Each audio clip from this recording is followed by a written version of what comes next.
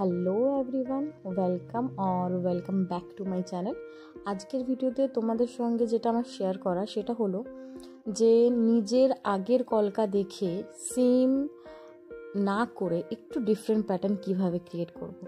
তো দেখো, উপরে যে কলকাটা আমি করেছি সেটার প্যাটার্ন আর এটার প্যাটার্ন প্রায় সেম, মানে আমি এটাকেই ফলো করেছি বাট একটু মডিফাই করেছি যাতে নতুন একটা ডিজাইন আমি ক্রিয়েট করতে পারি। আমি ম্যাক্সিমাম টাইমই এইটাই করি, নিজের কলকাগুলোকে দেখে ভাবি যে এখানটায় মনে হয় এটা না করে এটা করলে বেশি ভাল লাগবে, বা এই জায়গাটা এটা করে দেখি কেমন হয়। তো সেটাই তোমাদের সঙ্গে শেয়ার করি। কিছু কিছু ক্ষেত্রে খুব ভালো রেজাল্ট পাই, কিছু কিছু ক্ষেত্রে সেগুলো অতটাও ভালো লাগে না। তো যেটা আমার কাছে ভালো লাগছে না সেটা হয়তো কারোর কাছে ভালোও লাগতে পারে, এটাও হতে পারে। ওভারঅল ট্রাই যদি না করো তাহলে নতুন জিনিসটা আসবে কি করে? দেখো, এখানে যে তোমার খুব বড় একটা ক্ষতি হয়ে যাচ্ছে সেরকম তো কোনো ব্যাপার নেই। তো সেম প্যাটার্নকে একটু মডিফাই করে দিলে কলকার লুকটাই কিন্তু চেঞ্জ হয়ে যায়। সামান্য পাতার প্লেসমেন্টটা যদি তুমি একটু ডিফারেন্ট করে দাও তাহলেই নতুন একটা কলকা ডিজাইন এসে যায়।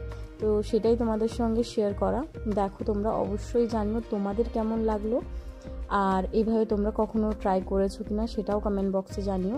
আর আগের ভিডিওতে আমি হিন্দিতে বলেছিলাম, তোমাদের কি বক্তব্য, আমি হিন্দিতেই বলবো নাকি বাংলায় নাকি দুটোটাতে, সেটা অবশ্যই জানিও। তোমাদের মতামতের উপরে ডিপেন্ড করছে আমি নেক্সট টাইম কি করব।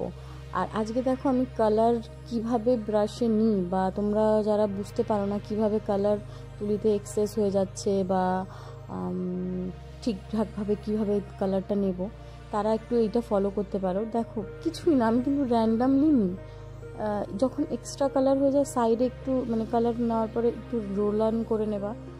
রোল অন মানে কী করে বোঝাই? আচ্ছা, নেক্সট টাইম আমি কালার নেওয়ার ব্যাপারটা না ভালো করে দেখাবো। তো এইভাবে মাঝে মাঝে কালার মিক্সও করে নিতে হয়, না হলে ড্রাই হয়ে যায়। স্পেশালি যদি তুমি গরমের সময় এসি রুমে থাকো কিংবা ফ্যানের নিচে, তো তাড়াতাড়ি ড্রাই হয়ে যায়।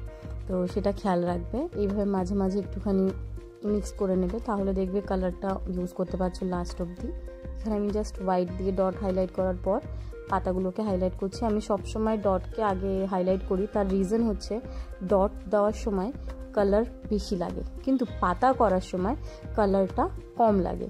সেই জন্য আমি আগে কালার বেশি নিয়ে ডটটাকে কভার আপ করে নিই, তারপরে একদম সামান্য কালার নিয়ে পাতা হাইলাইট করি, যাতে আমার কোনো ঘেটে যাওয়ার চান্সেস না থাকে।